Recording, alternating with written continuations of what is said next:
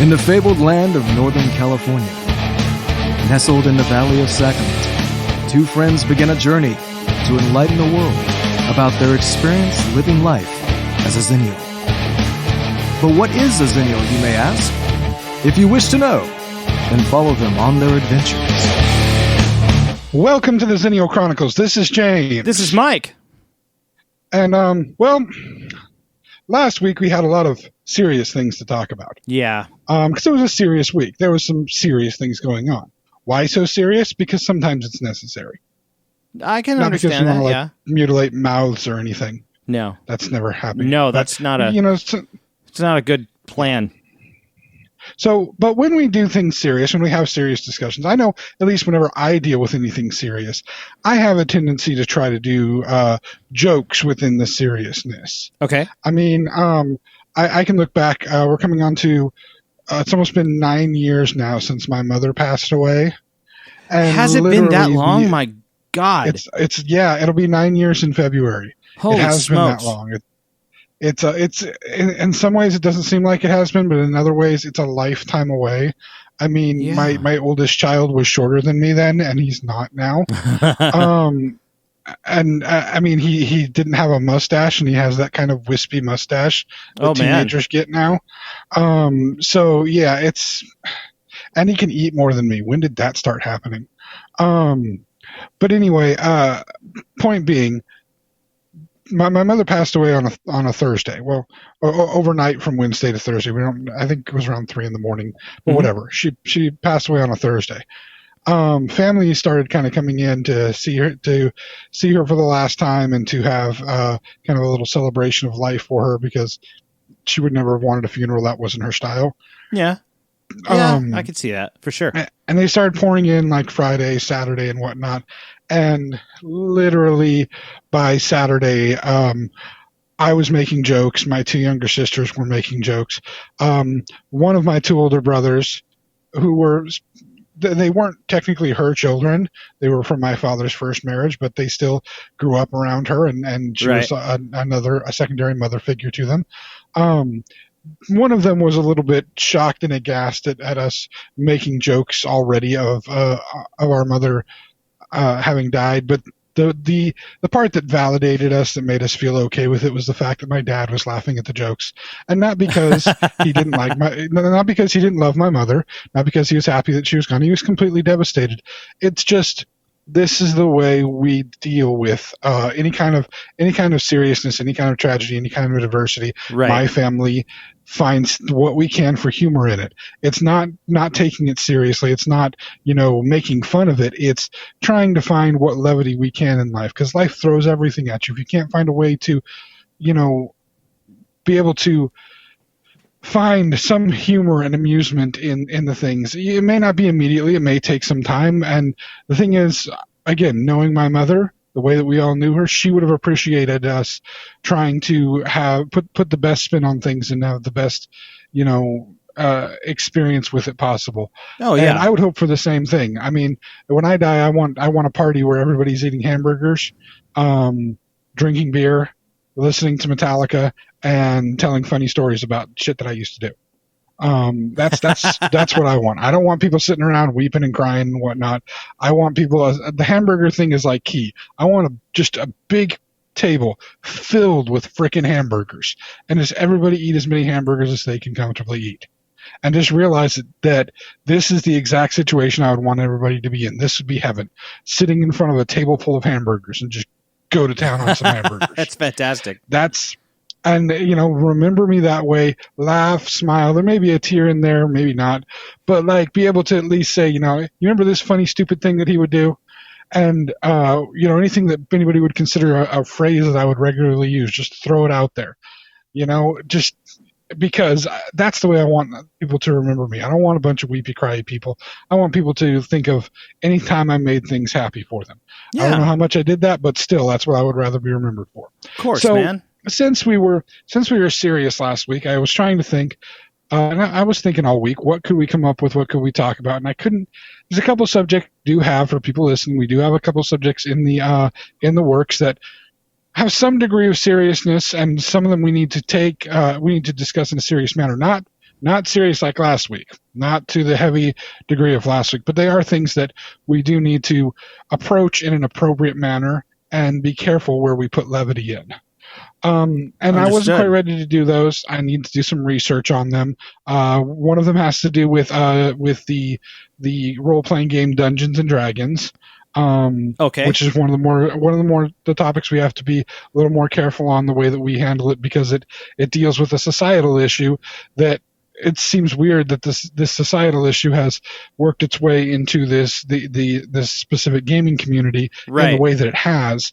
But that's why we need to be careful with it. Yeah, it's very strange, and I've just kind of cracked the lid on this. I need to open it completely and do the research before we really can come to the table on it.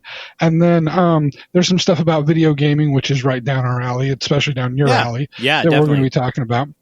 But I didn't feel any of those would give the proper kind of, again, levity that I'm looking for, the kind of just fun.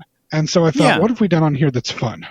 What kinds of things have we done that's just been pure fun, no real agenda, just having a blast? And I thought back to what I feel in some ways was our great but also failed trivia night that we did. We had our trivia night, and the reason I say great but failed is because it was a lot of fun to ask trivia questions, but I did awful.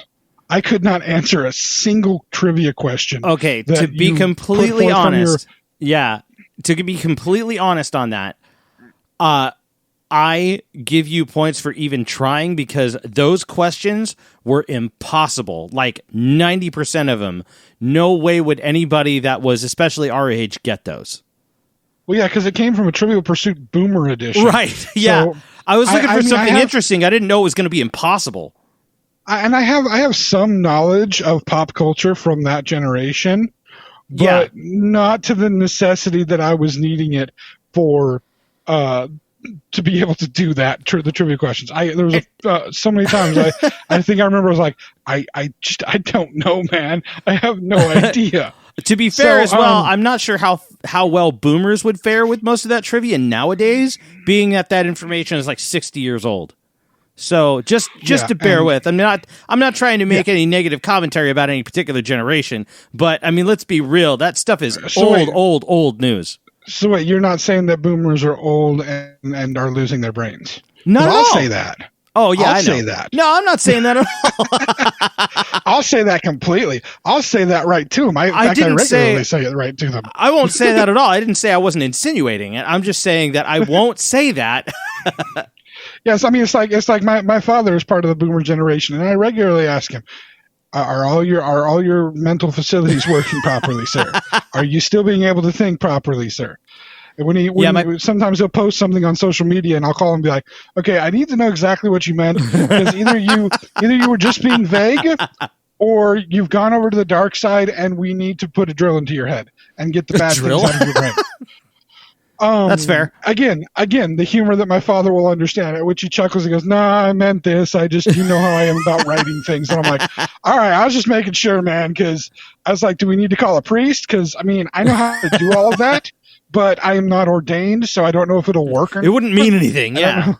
Yeah, you might just burst into flames. Gesture, yeah. But, I mean, does that mean, I can say it all, power of Christ compels you, but I'm not really behind it. So, I mean, does it work? Is it just the words, or do you actually need the, whatever? I don't know why. Anyway. Okay, so I'm considering the possibility that, like, an unenthusiastic priest could be a brilliant comedy sketch. I don't know why, like, he comes in for a baptism, it's just like, "You got the kid? Yeah, fine. All right." And like, it just, like, not even paying attention, looking at his phone, or like, it's not we even need to work on. We need to work on some sketch comedy. We really need to work on some sketch comedy, because I can see a bunch of places where that can go. Sure. Especially a whole Exorcist thing. That would be great. Pea soup throw up. Yeah. I have so many ideas. Crawling up the walls and stuff. You're just like, sure, I guess this will work. Whatever.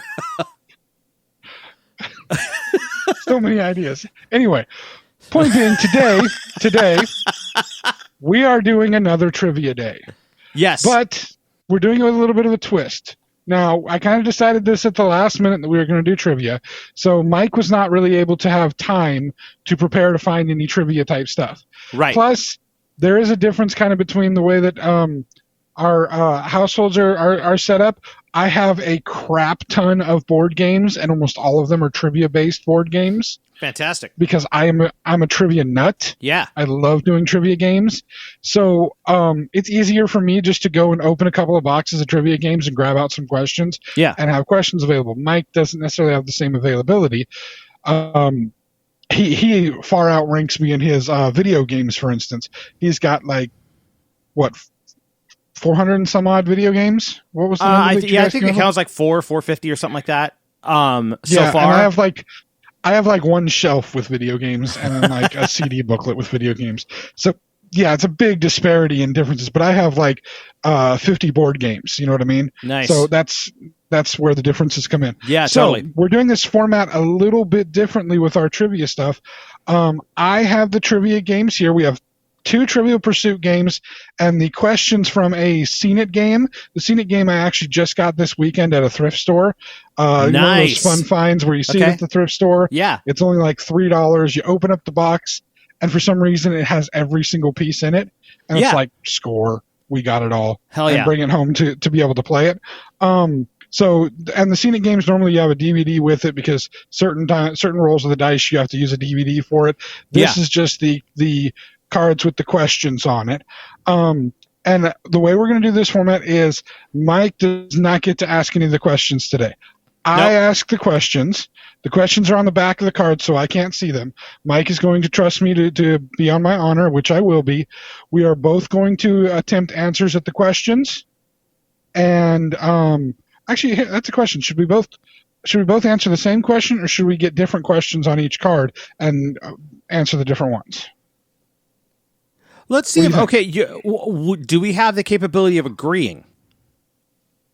Can we agree? Yeah, we can agree on the same answer. Okay, so if the two of us, we'll be keeping points. Yeah, for sure. I'm down with answering the same question because then that instead of I don't know. Gotcha. I just feel like I get you. It keeps the playing field straight. Hell, do you want me to keep score? Maybe. You can keep score. I can keep score. We can make sure that we're both matching at the end. Cool. So this means Mike, I'm doing the questions again, and we both get the chance to answer. Yep. Do you have any problems with me asking the questions? Not at all. Okay. So to our trivia for the day. Here's what I got for you, sir. Yeah. We have like I said, 3 different games that I've got trivia from. The first one is part of kind of staying true to our brand and what we try to talk about. Yeah. Trivial Pursuit, totally 80s. Oh, hell yeah. Next one is Trivial Pursuit DVD Pop Culture. It's basically pop culture. The DVD just means it has a DVD for some of the questions. And finally, the new thing that we found, the Scene It game that we found. This is the one that I think is right up your alley. I would actually be terrified to play the Scene It game with you. Okay. Because it might be one that you would actually beat me on. What? All the other ones, the Disney one, I'm gonna beat you without a question. Yeah. Pirates of the Caribbean, you're going down. Oh, I've Marvel, seen literally 2 of those whole films and completely out of order. Yeah, the Marvel ones destroy you. Yeah. And anything related to heck, I might even beat you in the Twilight one, although I lost that last time I played it, which I'm kind of glad for. I'm proud of myself for losing the Twilight one. And if it's the Harry Potter one that we have, you're toast, bro. Right. You're completely toast. Completely out of touch with Harry Potter. I missed that train. And again, when I was looking at our Trivial Pursuits, these are the ones you have the best chance against me with because I know stuff about these things, but so do you. If it was our Lord of the Rings Trivial Pursuit, you'd be dead. And if it was our Star Wars Trivial Pursuit, everybody would be dead. Right. I actually have to, when we play the Star Wars Trivial Pursuit, I actually have to basically win the game twice before I'm allowed to win once. Wow. I'm playing with other people because I'm just that good with the Star Wars one. I just know too many Star Wars things. I'm understood. Way too much of a nerd. Understood. All right, sir. So your choices will be for the questions. You can choose the 80s, pop culture, or the music. And then I pick a card, you get to pick categories off of each one of those. Okay. So, what's your first one going to be for us? I think I'm going to go with the 80s. I knew you would. Okay. We have, let's see, there's a life category, TV category, movie category, music category. What are you? SNL, and I'm not sure what that category is, and WC, not sure what that category is. Whoa. But you can pick one. Sports and leisure is the SNL. SNL is sports and leisure, and the other one is WC. All right. I think water cooler. Oh, interesting. Like water cooler talk? Yeah, water cooler talk. Oh, cute. Okay. There was movies, there was music, there was TV, television, life, the sports and leisure, and the water cooler talk. Let's do 80s television. What detective show starred Jack Warden as Private Eye Harry Fox Sr.? Harry Fox Sr.? Yeah. Jack Warden. I'm not even familiar with the actor Jack Warden. You might be, but I'm really not. 80s television series as a Private Eye. Yep. And there's not multiple choices there. It's just straight one answer. Okay, because you just got to state what it is. As a Private Eye. I'm just going to go out on a limb and say something like Night Court. And my answer is going to be I have no clue. Okay. I'm just guessing because I don't. I don't have a clue, so I'm just like, maybe that one. Okay, Crazy Like a Fox. I don't even know that series. What the hell was that? When did that series end in 1982? I don't know, but it was in the 80s. How many seasons did that have? 3? I can find out for you later. So that is a 0 and a 0. This is looking like our last game night. All right, Mike, next one. All right, I'm choosing the next category. Yes, 80s or pop culture. Or music. Let's do pop culture. Pop culture. All right, your categories within pop culture. Movies, TV, music, sports and games, buzz, and fads. Buzz. What actor's first name means cool breeze over the mountains in Hawaiian?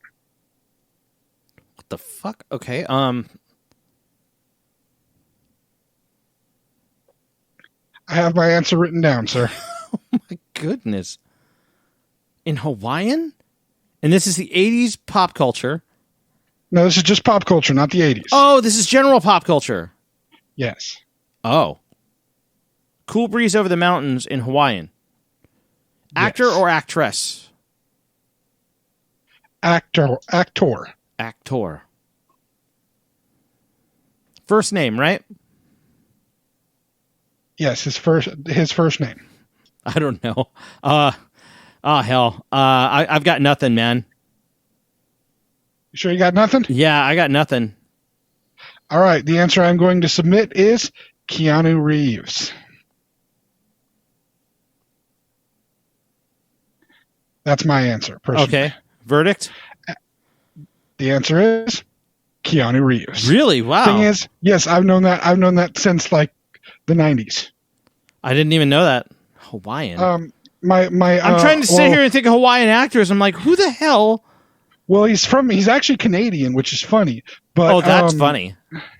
But no, my mother had friends back when I was younger. My mother had friends that were from Hawaii, and they had they gave me a Hawaiian nickname, taught us a whole bunch of words, and they told me that Keanu was a Hawaiian name. And then I also had another friend as an adult who was Hawaiian who also told me.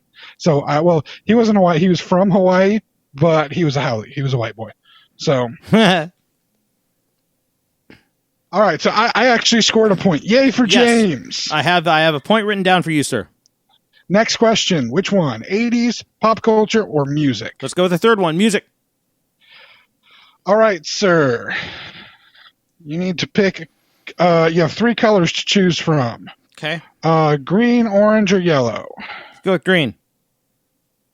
Many Rivers to Cross, Sitting in Limbo, and Shantytown are classic reggae songs from the 1973 soundtrack album that largely introduced the sound to the world. Name the album. It's a soundtrack album? That's what it says. 1973 soundtrack album with the songs Many Rivers to Cross, Sitting in Limbo, and Shantytown. Oh my and this would have introduced reggae to the world. Yeah, I'm trying to think. Reggae. I'm trying to think. Reggae is younger than first generation ska. God, I took a world music course and they didn't say what the album was. Although it's been like 8 years since I took that damn course, so it's not like I can remember. But Hawaii was like literally the Pacific Islands were the last region that we studied. Reggae is not from the Pacific Islands, from the Caribbean. I'm sorry, I meant the Caribbean. But we did end on the Pacific Islands for some reason. I don't know why I mixed those up. That's horrible of me. I mean, we just talked about Hawaii with Keanu, so I think that might have been where my brain was. Yeah. I'm letting you know right now. I have no flipping idea. Introduced reggae? Yes, and it's a soundtrack album. I really don't know. Like, I'm lost. That is super stumping. I'd rather find out what the answer is and sit here and drag it out. What is it? The answer is The Harder They Came. Or the Harder They Come. Sorry, The Harder They Come. I guess so. Is that for a film? It's not one I'm familiar with. Interesting. I would say I'd have to look that up, but I'm not entirely sure what I'm going to end up with. Anyway, all right. You want me to just do this as you've been doing it? 80s pop and then music? You want me to run it like that? Yeah, let's go 80s pop culture music. 80s yeah. question. So you have to pick the life question, TV, movie, music, sports and leisure, and water cooler. Let's do life. Who did Ronald Reagan ask to lead the team that greeted Iran's former hostages in West Germany?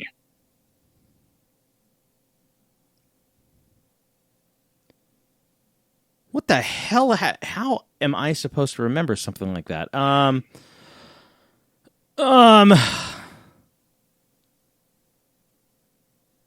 got nothing, man. Is this like a cabinet member that he was supposed to send off, or I don't know. My guess is Shirley Temple Black. Oh, that's a good guess. Yeah, you remember when she became a government official? She was an ambassador. Yeah. Yeah, that was the only thing I could come up with that would make sense. I mean, Ronnie was a movie star. Maybe he sent Shirley Temple Black. That's the one that made sense to me. So nothing for you? Nothing for me. But I can't say that after you said what the answer is. That's just not fair. No, that's not the answer. That's just my thing. So. Right. But no, that's a good guess. I've got nothing, unfortunately. Wow. Who? Well, here's the answer. This shows you how it shows you how maybe different the world was back then. Yeah. How people could maybe act in a bipartisan manner back then. Who'd he send? Jimmy Carter. Wow. Former President Carter at that time. Well, he's still former President Carter, but he would have been just directly former President Carter. Wow. Yeah, that's something. Okay, yeah, that's pretty cool. I never would have thought of that one. Yeah, me neither. Oh, but that's awesome because he totally would do that. He totally would do that. Okay, so in the pop culture, you have movies, TV, music, sports and games, buzz or fad. Let's do movies.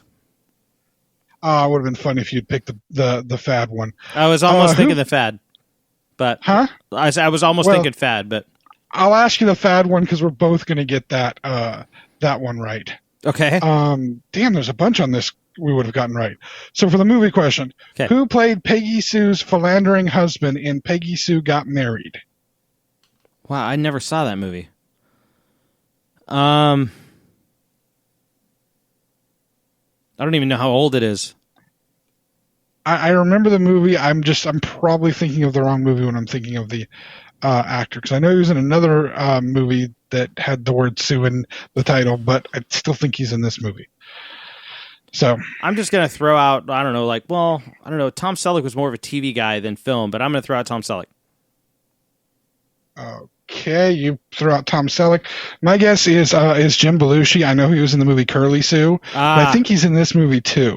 Okay. So the answer is, oh, wow, Nicolas Cage. Wow. Wow. Yeah, that's that thing. So yeah, the music question, what band is actor Jack Black front? I mean, if you don't know that, I'm a little angry with you. Yeah. And then for the fad question, what was the name of Mario's ape-napped girlfriend in Donkey Kong? Pauline. Oh, yes. So yeah, and of course Tenacious D. So of course. Yeah, we would have both been okay with those ones. Yeah. All right. Pauline shows up in the new Mario game Odyssey. Actually, she's the mayor of the town that he lives in, of the city. Oh, okay. Yeah. Cool. Yeah. Thought that was all fun. right. So we're in the music. The music scene. You have your green question, your orange question, your yellow question. Let's do orange. Orange. According to the late '80s rap hit by DJ Jazzy Jeff and the Fresh Prince, what group of people just don't understand?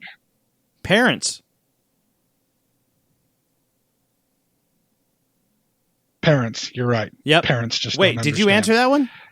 That's my answer for it, and then the answer is, of course, parents. All right. So I knew what the answer was, just like you knew what the answer was. Yeah, I was like, come on, man. All right. So you are 2 and I am 1. So far after our second round. Second round through, right. 2 and 1. That's good. That's good. I'm kind of enjoying this so far, man. This is fun. Okay, so back to the 80s. We have our life, we have our TV, we have our movie, music, sports and leisure, and water cooler. Let's do let's throw another TV one out there. Are you sure you don't want to do the movie one? Let's do the movie one. This is just for personal feelings. Okay. Which movie found Rambo teaming up with the Mujahideen rebels to rescue his former boss? That's fantastic. It's Rambo 3. And the answer is Rambo 3. Wow.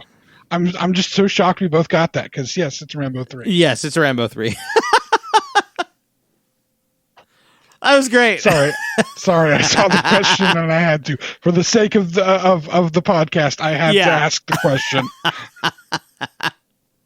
Speaking of Rambo 3, yes, I just saw a trailer last night. Now, I don't know if you're familiar what's been going on with the Mortal Kombat game franchise. Have you seen the newer games? Somewhat. Last I heard, you talking about the fact that Rambo is now a playable character? John Rambo is now a playable character. He is voiced by Sylvester Stallone. Okay.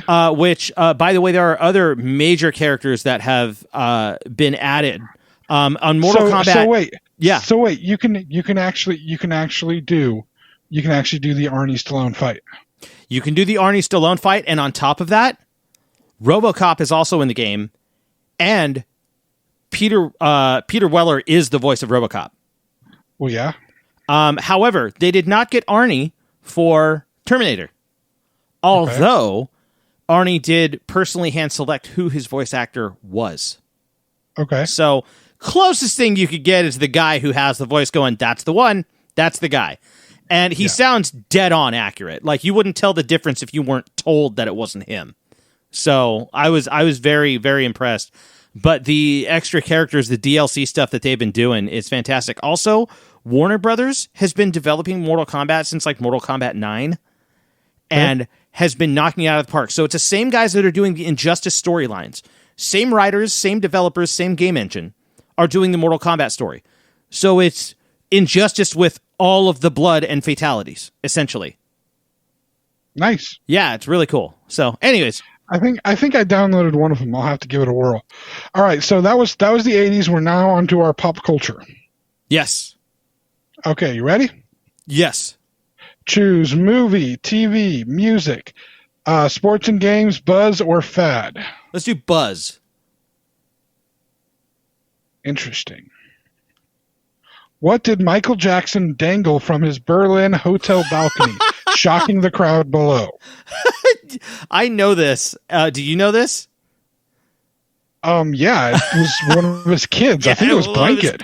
It was. I thought. Or was it Prince?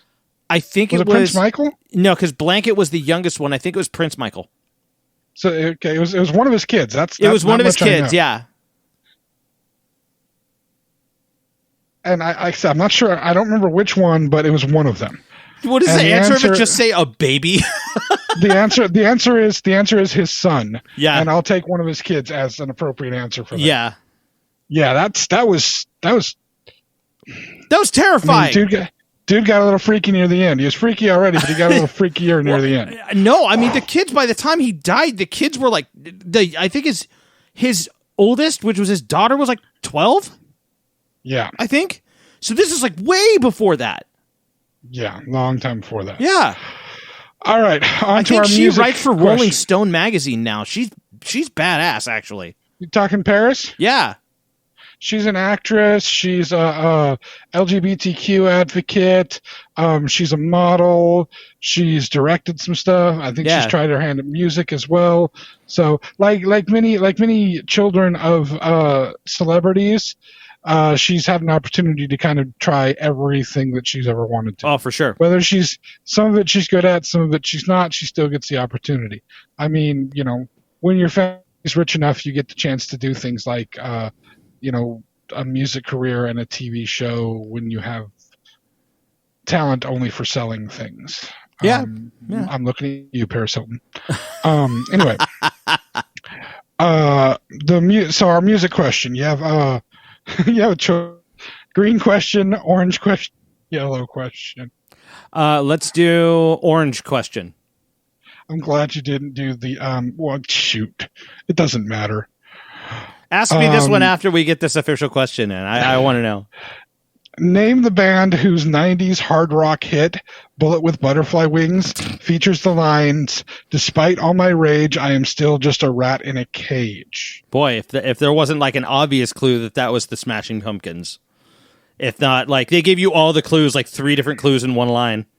Yeah, it's definitely the Smashing Pumpkins, or as I like to call them, as you know, I like to make fun names for bands, Crushing Gourds. That's what I like to call them. Yes. But that is correct. Of course, it is the Smashing Pumpkins. I mean, I really didn't have to turn the card over.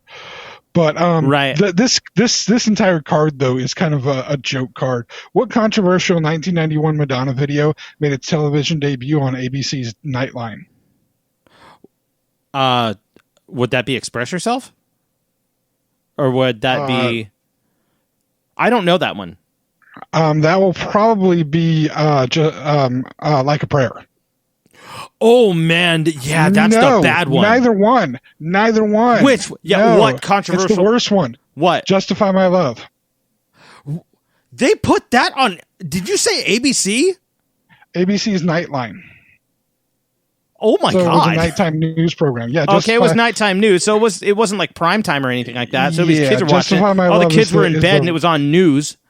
Yeah, Justify My Love is the real controversial one. Like the real controversial one. Okay, but the green question. Green question. This is a hard one, man. I don't know if you can get this one. What band's albums include Master of Puppets, Saint Anger, and Garage Days Revisited? That's on that card?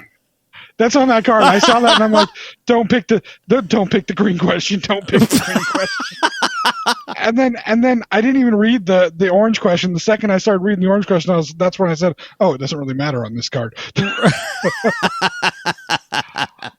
All right, are we going to take a break in this episode? Are we going to take a break? We could, or we could just keep going. Or do you just want to keep playing through? Fuck it, let's just keep playing. I'm having fun. Let's keep playing through. Let's keep playing. Right. No break this time, man. We're just going. What are we sitting at now? Look, from my score, it looks like you have 4, I have 5. Is that correct? Yes, that is correct. Okay. James with 5, Mike with 4. All righty, here we go. your 80s question, the life question, TV, movie, music, sports and leisure, or water cooler. Let's do 80s music. I'm loosest on 80s music. Oh, man. Oh, okay. What band got its start when Dave Stewart and Paramore ended their romantic partnership, but not their musical one? Sorry, man, you cut out. What was the... Say that again? Okay, sorry again. What band got its start when Dave Stewart and his Paramore ended their romantic partnership, but not their musical one?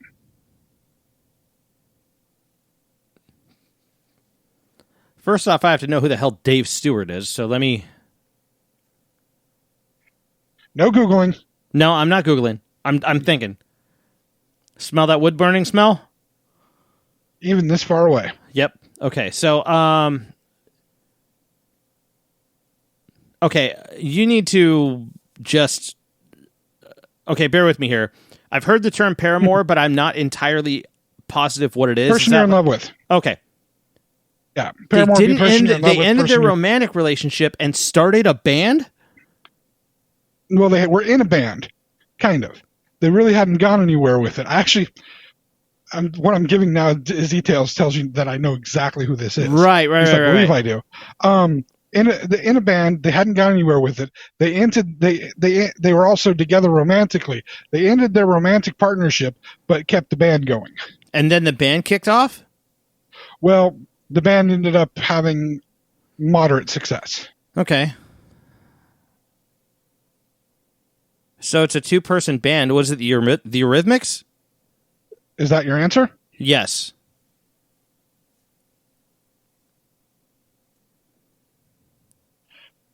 The answer, and my answer, by the way, is also the Eurythmics. Oh, really? And the answer is the Eurythmics. I gave you too much information. Well, no, you didn't tell me. Like, I didn't know Dave Stewart and Annie Lennox were together. I didn't know that. Well, it's actually they were in a shed not long after their breakup, trying to write music, and wrote "Sweet Dreams" as a result of it, as a result of the emotions they were feeling from their breakup. Yeah, I know the story of that part of it, so that's why when I saw the name Dave Stewart, I was like, okay, I know exactly who this is, because I just happen to know about. I'm actually a big Annie Lennox fan. So I like the way the question was worded too, because it didn't give away the answer unless you knew that Dave Stewart was in the Eurythmics, which who knows who's in the Eurythmics? You know Annie Lennox is in the Eurythmics, and that is a solid. But I know Dave Stewart is in the Eurythmics too. But I'm one of the few people who right, exactly. So it's not giving away the question by talking about Dave. I thought that was great. Like, you had to know the answer in order to get the clue. That's cool. I like that. I gave you too much information, though. Damn it. I don't think you did. I was like, I had to go through, okay, which one is a two-person? Because technically speaking, like, I don't know. Assuming that I didn't know the rest of the members of Starship, okay, because there were only two members in Starship and they were seeing each other. That would have also that could have been another alternative. Yeah. Yeah. So there's more than one option that I was considering, and that's where I was just like, wait, who would it have been? Cool, man. All right. Now we're on to the pop culture again. Yeah. Movies, TV, music, sports and games, buzz or fad? Fad. Let's do fad. Ni tai ka. So ni tai ka. Yes. That's the phrase. Means tickle me in what language?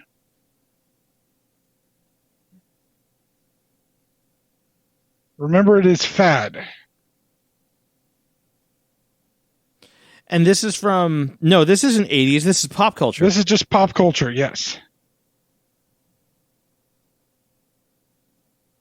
I don't have a damn clue. It sounds like... I mean, to be... I'm not trying to be offensive here, but it sounds like maybe Vietnamese. Okay. My guess is the Furby language. Oh my god! If that's what it is, if Full Metal Jacket didn't make it into into pop culture reference, I get what you're saying there. Oh God, I feel bad because I get what you're saying there. All right, the actual answer is yes, Furbish. Furbish. It's Furbish. Man, I just had creepy. a feeling with it being a fad and it being some stupid little soundy thing, I was like, it has to be a Furby. It has to be, because like Tamagotchis didn't talk, they just beeped. So it has to be a freaking Furby. Right. I just had a feeling. No, that was good. Nice deduction there. I should have gone that direction. All right, sir. Music scenic question. Green, orange, or yellow? Let's do green. John Anderson, Rick Wakeman, and Steve Howe were all members of what 70s prog rock band? I know the answer to this question flat out, so I'm going to give you a chance to answer it first. I have no idea. I'll be honest with you. I have no idea. Because I straight up know the answer to this question. What is the answer to this question? Okay, the answer to this question is yes. Steve The Howe, answer to this question is yes. Trevor Rabin, Bill Bruford. I know all them, man. That's one of my go-to bands. I kind of knew that once I saw that it was a progressive rock band. As I was reading the question, I'm like, damn it, Mike's got this question, and I have no idea who the hell these people are. And I know like 2 prog groups, and that's about it. And only one I can name like 2 of the people that used to be in one of them, but because one of those 2 people is dead. So but yeah, and I can name the former drummer of another prog rock group. That's about as far as my knowledge of prog rock goes. All right, we're back to the 80s. Here we go.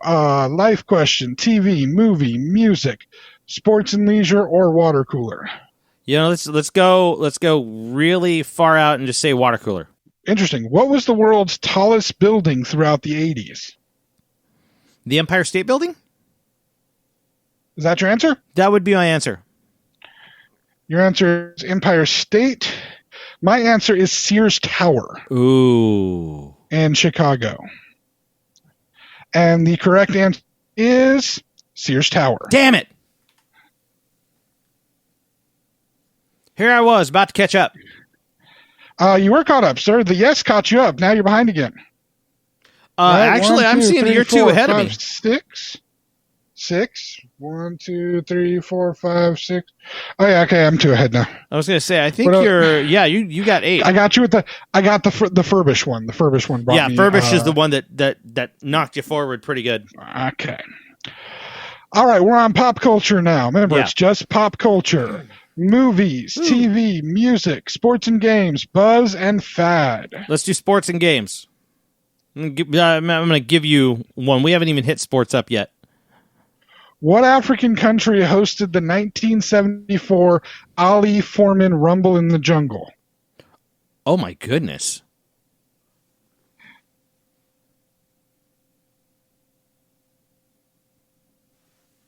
African country. What African country hosted the 1974 Ali Foreman Rumble in the Jungle? I'm guessing Kenya. I honestly don't know. I'm not a boxing fan. I'm literally trying to go for probably like the richest country in Africa.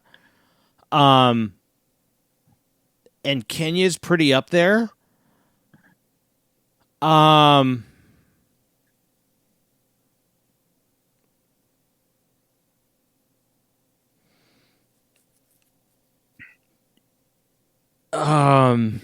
Nothing? Yeah, let's go with Kenya.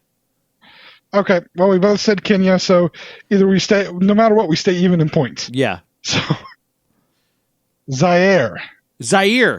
Wow. Yep. Yeah, that was one. I'm not a boxing fan, man. So, I mean, I didn't know that. I mean, it would make sense they would call it that, but that's crazy. All right. Music seen it. Green question, orange question, yellow question. Yellow question. For what mid 80s solo hit did David Lee Roth open his video by musing to himself? Now, if I could make a music video, I'd do it just like this. Okay, I'm going to say California Girls. That's going to be my answer too, because that's literally the only David Lee Roth song I know. Well, okay, there was two. Now that I think about it, but I can't change my answer. There's If you want to change your two answer, of them. if you want to change your answer, you can, because I haven't read the actual answer yet. I've just said what mine is, which California Girls is literally the only song of his that I know. Okay, the only other one that I could think of is Just a Gigolo. Which one do you want it to be? I'm going to go with Just a Gigolo. All right. I remember that song now, but I'm still sticking with mine because that's the only one that came to my brain.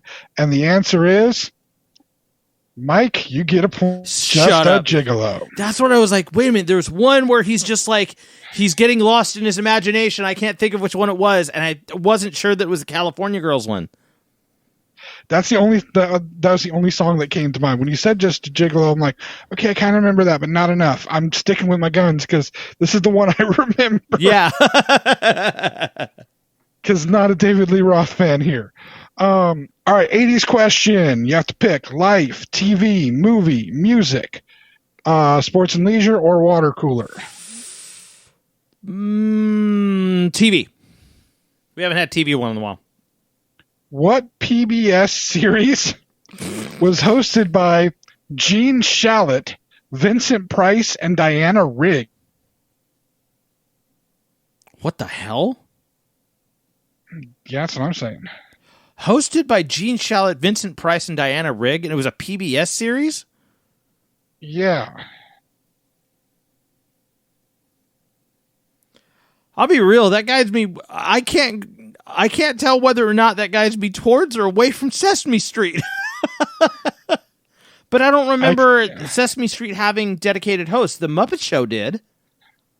The Muppet Show did, yes. But the Muppet Show was ABC? HBO. The original Muppet Show was HBO? It might have been. I thought in the 80s? I thought it was network television. It might have been, but it definitely wasn't. No, yeah, Muppet PBS. Show was pre-cable. Muppet Show was like 70s, early 80s. So, my guess on this is Masterpiece Theater. That is a really good guess. You know what? Screw it. I'm going to go with Sesame Street. Because I can't really take Masterpiece Theater, even though Vincent Price would make sense to host Masterpiece Theater. And the answer is Mystery. What the hell is that? Something apparently neither one of us knew anything about. Yeah. Okay. I'm going to have to look it up, man. Vincent Price hosting a mystery show? That's dope. All right. Pop culture. All right. Movies, TV, music, sports and games, buzz or fad. Let's do TV again. The TV double whammy. What is Samuel Powers' nickname? Who the hell is Samuel Powers? I have no idea.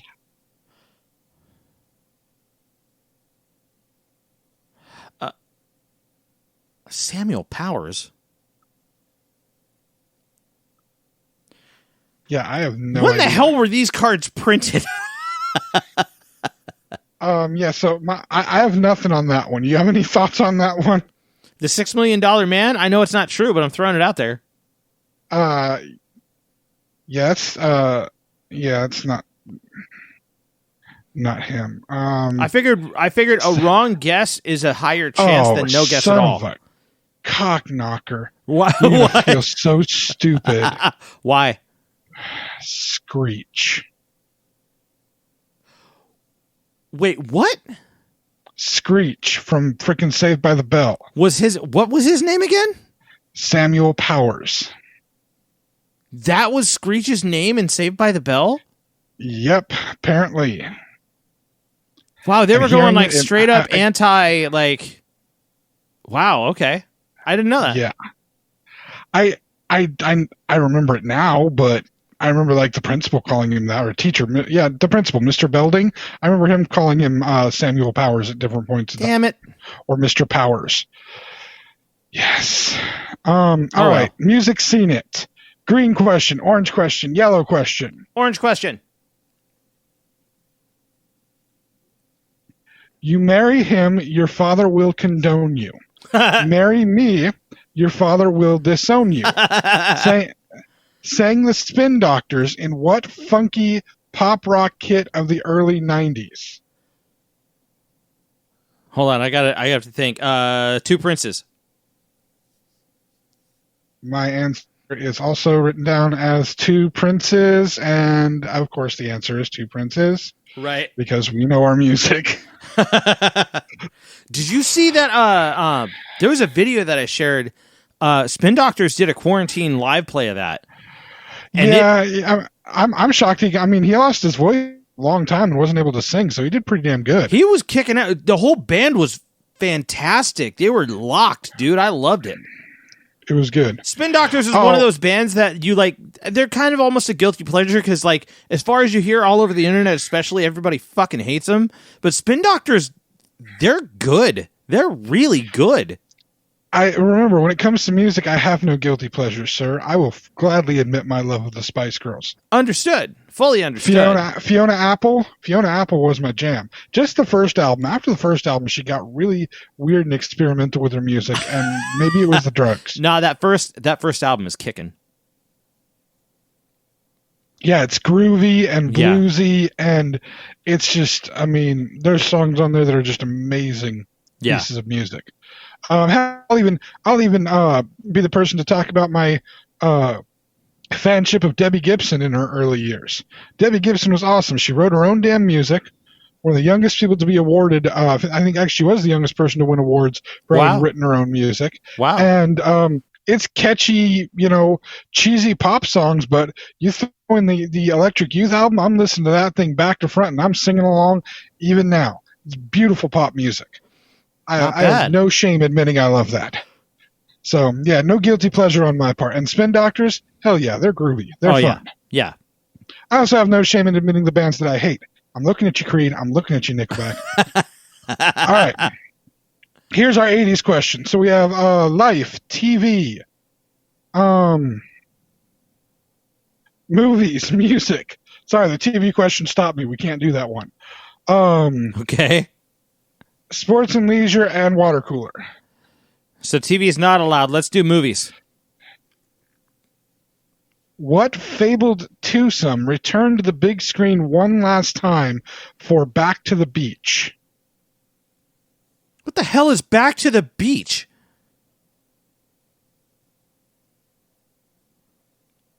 Like actual characters? Are they characters or are they actors? No, the Back to the Beach would be the movie. So, what fabled twosome returned to the big screen one last time for Back to the Beach? Back to the Beach would be like the title of the movie, or at least part of the title of the movie. Maybe the whole title, maybe part of it. What the hell? I think I know this one. Back to the Beach. What the? I don't know. Smokey the Bandit? I have no idea. Smokey is the Bandit? That's actually literally the title of the third one. Smokey is the Bandit? Yeah. Oh, that's funny. Okay. Smokey and the Bandit, I'm putting down as your answer. Yeah. The reason we couldn't do the TV one, which of the Teenage Mutant Ninja Turtles had many of his scenes cut in Britain because his signature nunchucks were seen as too violent? Right. I can't ask you that one. No. That's just not right. So, the question we're answering is Fabled Twosome return to the big screen one last time for Back to the Beach. My answer is Frankie and Annette. Who the hell are they? Yes. Frankie Avalon and Annette Funicello, and I was right. Fuck up. Okay, hold on. Those are actors, and they said fictional twosome like they were characters. Okay, you've heard of Beach Blanket Bingo, right? Like people discussing that, or that do you know about the 50s and 60s beach blanket movies? I had heard of them distantly. I wasn't really into them the knew anything about them. The two main stars of those were Frankie Avalon and Annette Funicello.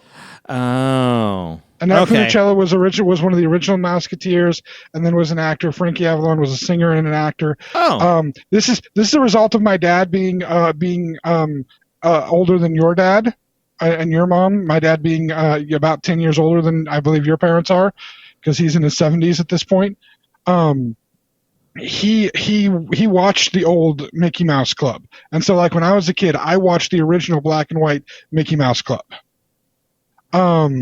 So he watched a lot of these beach blanket movies, and this is like a trend in movies. And Frankie and Annette were basically the star of a whole bunch of them. What the hell? Okay. Yeah, that's why it was. I when I saw it, I was like, as I was reading the question, I'm like, I think this is Frankie and Annette, because I've had that experience from. Okay. I definitely was parents. Completely outside of that. I will say that. Go on. I was going to say a true Gen Xer probably would have watched these movies from their parents watching them. Okay, yeah, which is where my Gen X trending goes. Gotcha. Okay, You know? if there's anything, like my stepmom might have watched them way back, but even she was like not really into that. Yeah, that was definitely the. Keep in mind, even though my mom was roughly of an age with what your parents probably were. Yeah. My mother's things that she loved were still rooted back further in 50s and 60s culture, whereas like she wasn't listening to any modern music when I was growing up, except for like Reba McEntire. That was literally the most modern thing that she listened to, which Reba was modern at that point, but everything else was like pre-1970 that she was listening to. A couple of 70s stuff thrown in there. But yeah, she wasn't listening to anything modern. The Dirty Dancing soundtrack, which half of that is 1950s music. Right.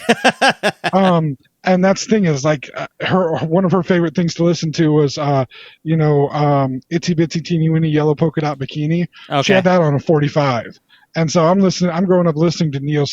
I'm growing up listening to all of these 50s and 60s bands, watching all of these movies that take place during that time period. So yeah, it was kind of part of culture for me. That's funny. Anyway, on to the next question, sir. We're in our pop category, our pop culture category. Yes.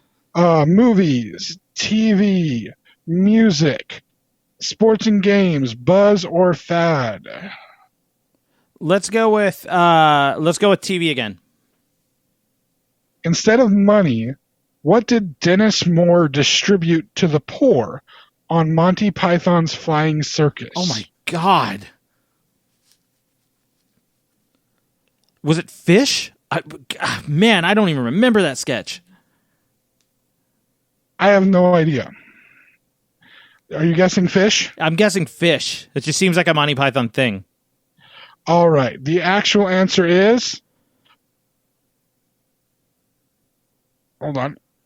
Lupins. Lupins? Lupins. What the hell's a lupin? I have no idea. Good. I feel accomplished. You feel better? Yeah. that I don't even know what it is either. What the hell is a lupin? If James is confused, I don't feel so bad. All right. Our music category, our music questions.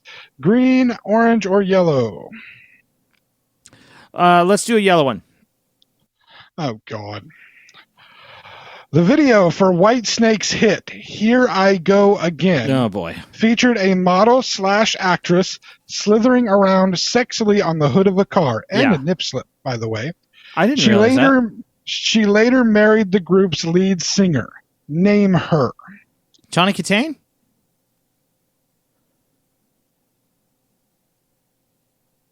I am agreeing with you in that her name is Tawny Katane, but I'm going to give a chance for bonus points here. Yes. The answer is, of course, Tawny Katane. Yes. Because that is right. We both know this. Yeah. Bonus points. Who would her husband have been? Who did she marry? The singer of Whitesnake? Yes. You know what? I I don't know his name, but I do know that she ended up dating Sam Kinison after they got divorced.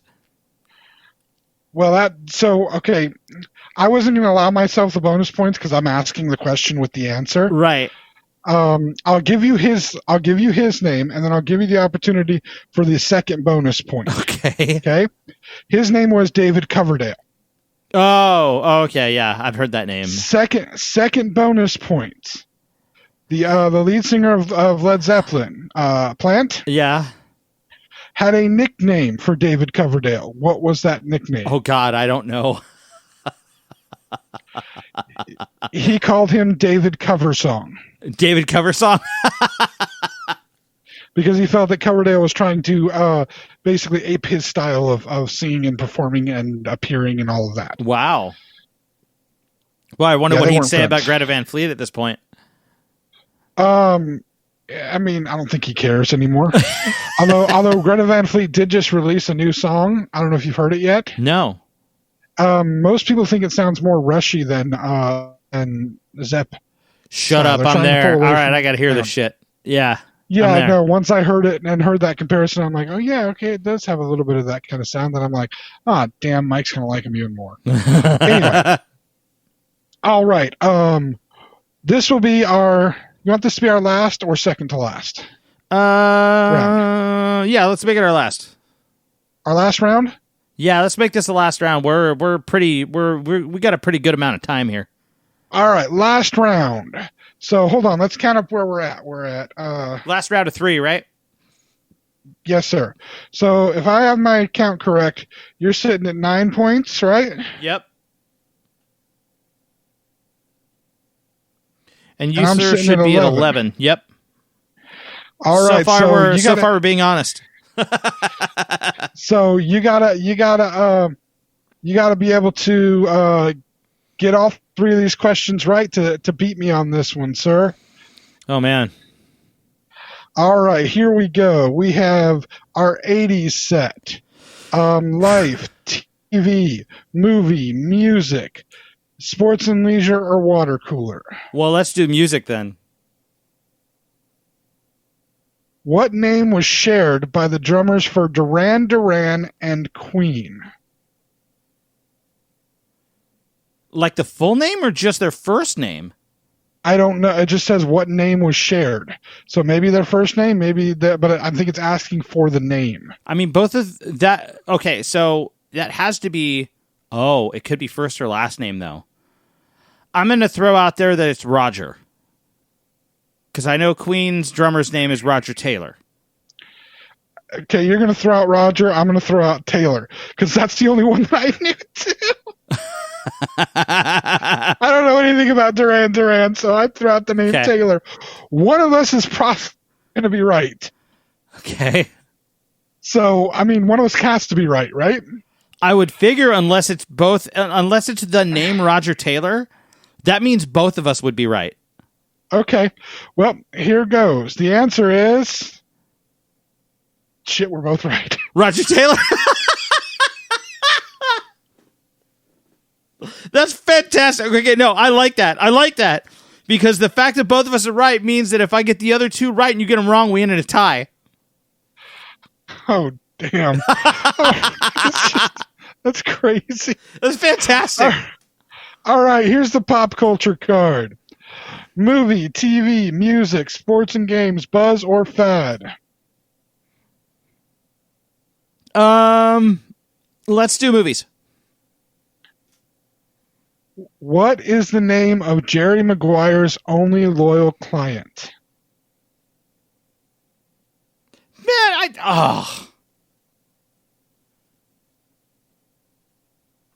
All right, I just lost because the actor's name is Cuba Gooding, but I don't know his character's name. I know he's a football player.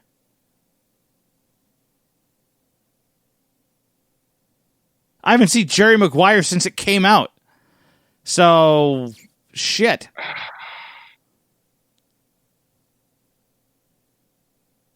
Yeah, that's... Unless it's like he's a new client, but I think he's his only client. I got nothing on this one.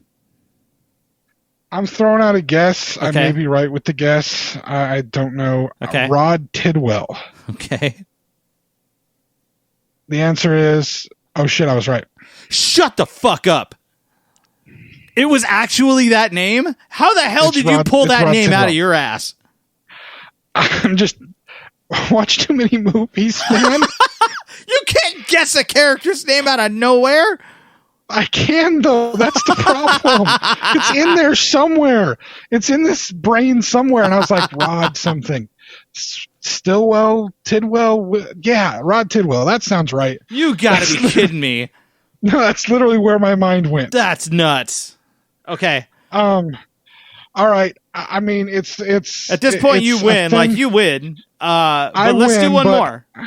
Let's do that. Let's finish the round. But here's the finishing of the round. Yeah. The music question. Yeah. Green, orange, or yellow? Let's do green. Running on Empty, Doctor My Eyes, and The Pretender were all 70s hits for what Southern California singer-songwriter? Oh, it's the singer-songwriter. Oh, which one of them wrote that? Oh, Jackson Browne.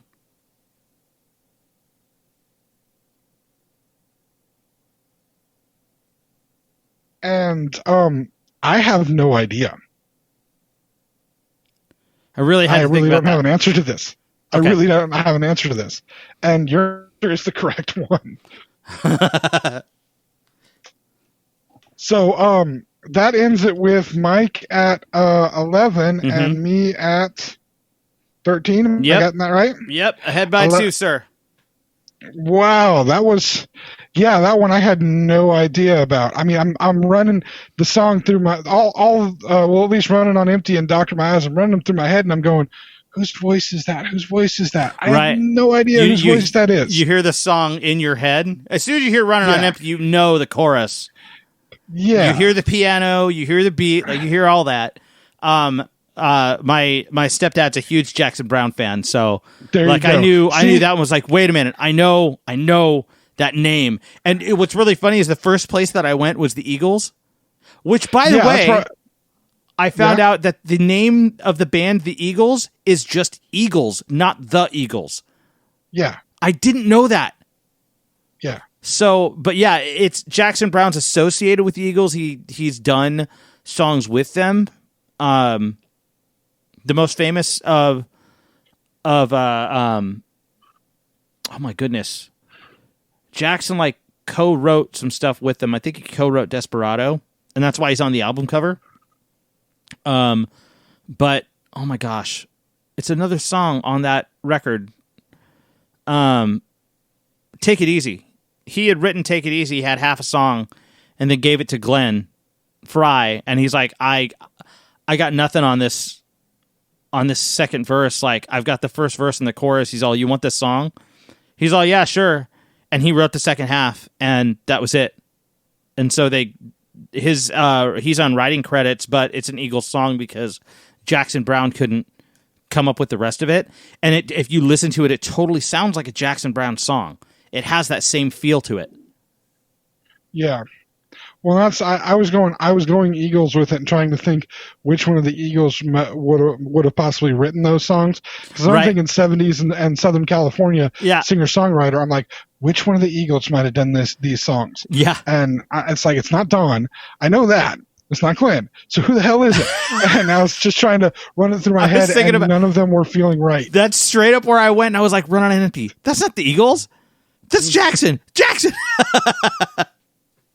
But it's funny that our for some of these questions that our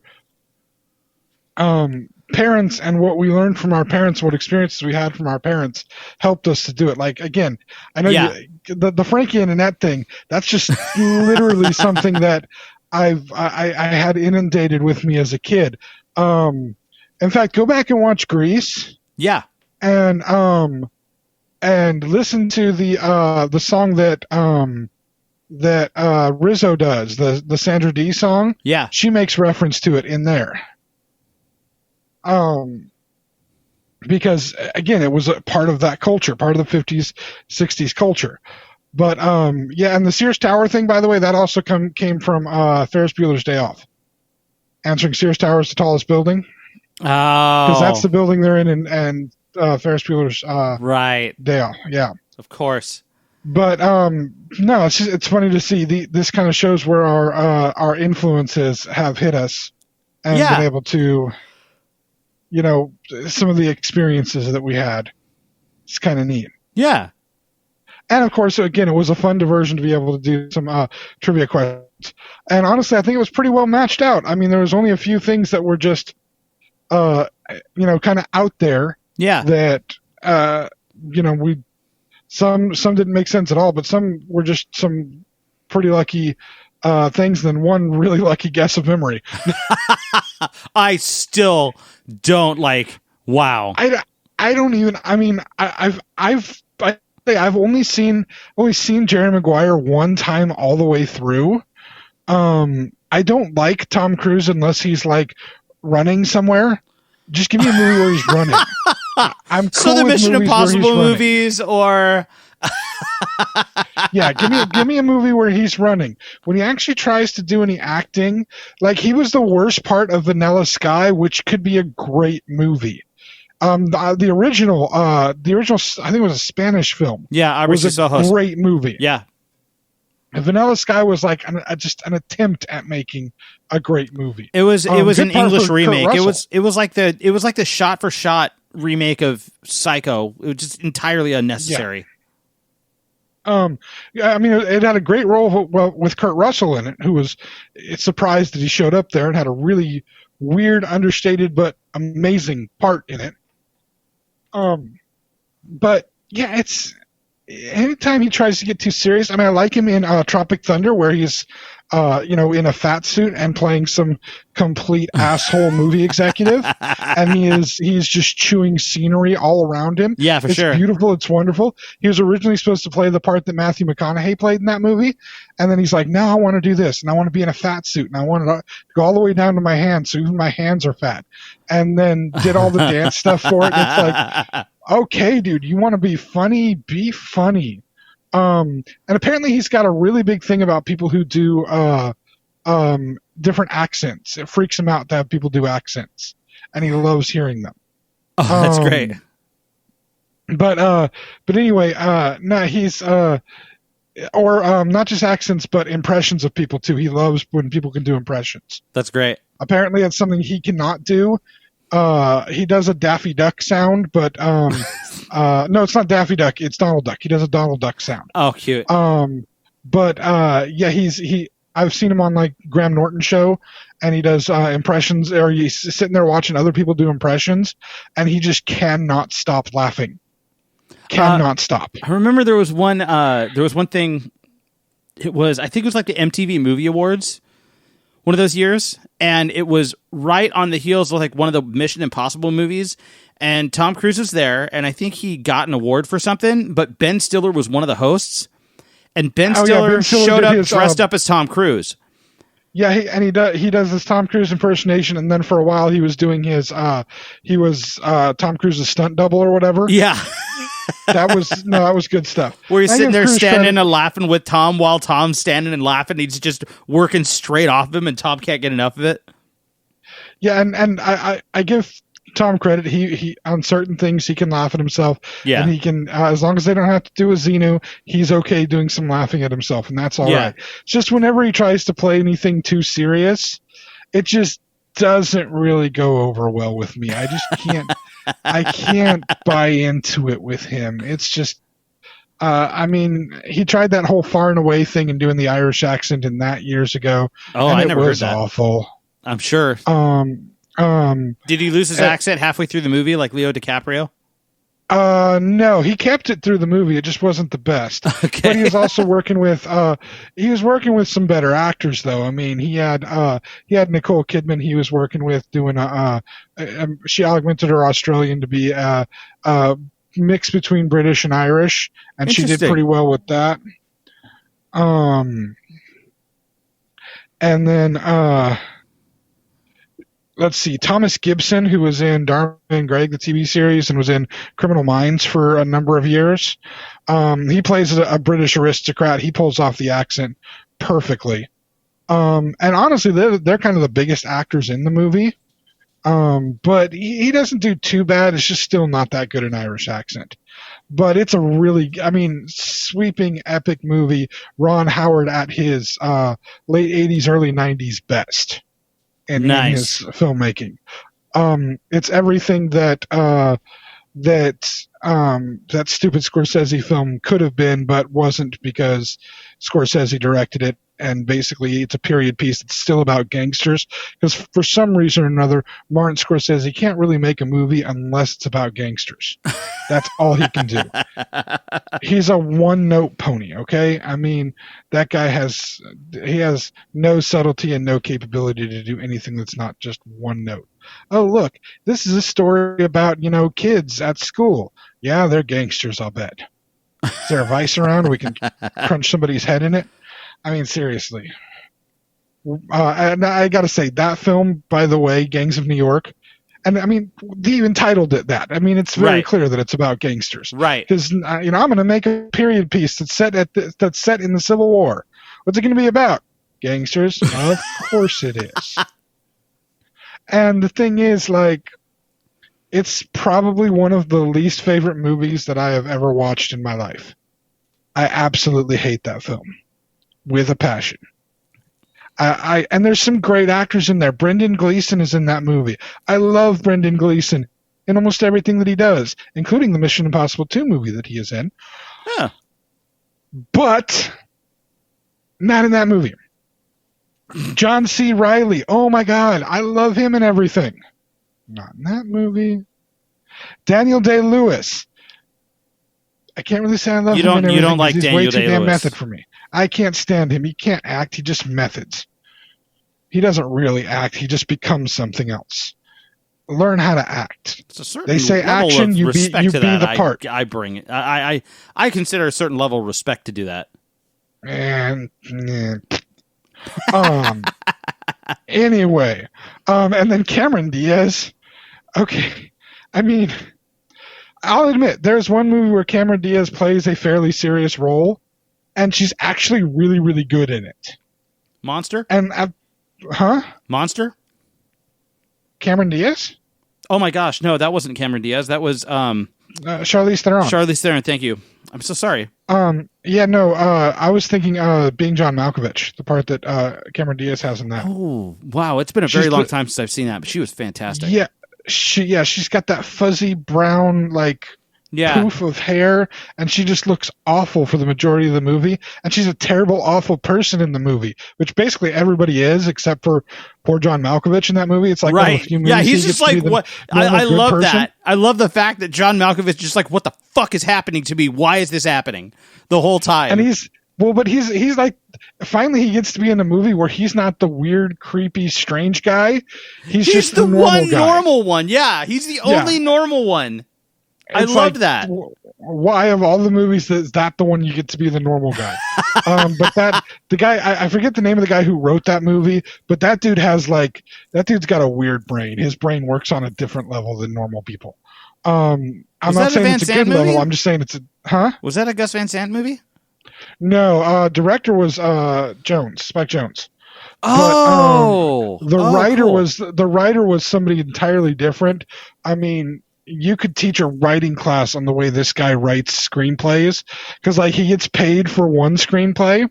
He gives them an idea of what he's going to write, and he gets paid for it, and then he writes a whole new screenplay about how he's writing the screenplay he was originally paid for. And how he has discussions about the original screenplay with himself, and writes a second self of himself into the second screenplay. And then turns in the second screenplay for what he was paid for the first screenplay, and says, no, this is the movie. Wait, no, you were writing the movie you were writing and we paid you for was the movie that these characters were writing. He goes, yeah, that's the movie. What? No. And then they make the movie. And then they make it anyway. And I believe they have Nicolas Cage play him. So, I mean, I don't think I'm even joking about that. So that's hilarious. Yeah. But anyway, that's what we have for you today. Our trivia game turning into more interesting trivia, turning into well, maybe some movies for you to watch. So Mike, where did people get to listen to this fun trivia day? Well, you could be listening to us on our website, the XennialChronicles.com. Also, you can we have a website, bitches. Yeah. You could also get to that website by typing Xenchron.com, spelled Xenchron, in case you need a shorthand. We've got it. Also, you could be listening to us on most of the podcast stations. We're on Spotify. We're on TuneIn. You can get us on Apple. You can get us on YouTube as well. We used to be on Google, but I think Google is ending, so they're going to YouTube. We're there already. So if you're if you want to get the rest of our podcast or earlier stuff, go to our YouTube page or go to YouTube, search the Xennial Chronicles, and you can find us there. We don't have a page yet. Well, we have a YouTube page. Yeah, we just don't have a URL, a personal one. We need the URL. Okay, so one of the things in order to allow us to do that, if you guys are listening to us on any of these platforms, we would love to get a subscriber base so we have a main YouTube URL so that we could share that easily, because our entire archive of all of our podcasts in video form are on the site. Well, they're audio podcasts, but they're YouTube videos. I'll be honest, we don't have our ugly mugs on camera yet, except for one or two little videos there, but go to our YouTube page, please. Like this video if you're listening or watching this video. Subscribe to it.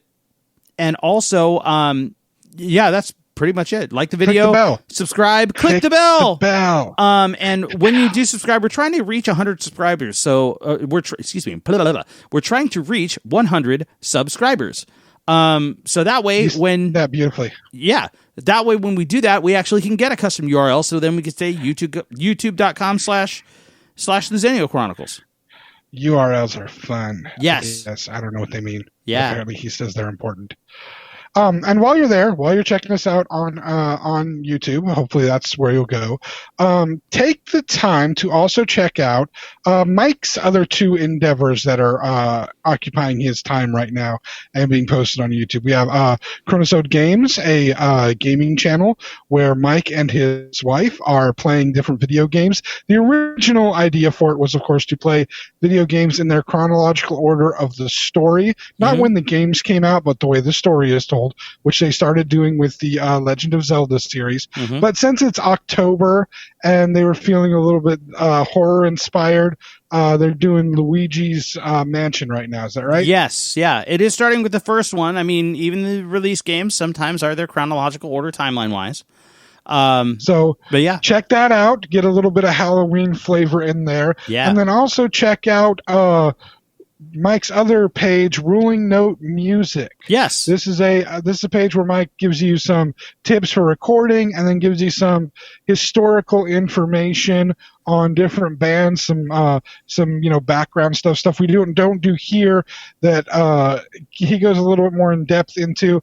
I believe this last week's episode, since of course the passing of the great Eddie Van Halen. Yeah. Mike decided to do something regarding them. Did you do the eruption part yet? I know we had talked about that in the last I have not video. recorded myself playing it yet. I have literally just picked up the guitar and taken a look at a video or two, but I've never actually sat and started fully playing it yet. I'm getting used to playing guitar again.